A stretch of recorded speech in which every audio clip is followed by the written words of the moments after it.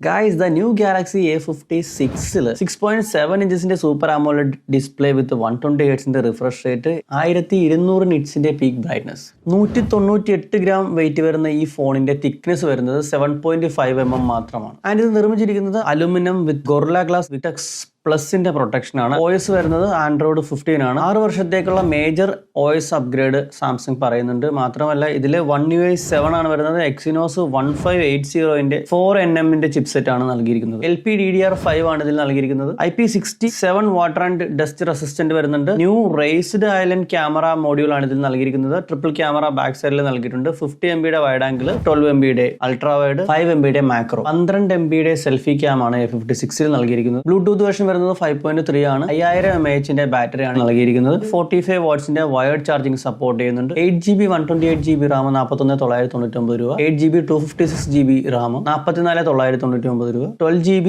256GB 47999 രൂപ. കൂടുതൽ വീഡിയോസിനായി subscribe the channel.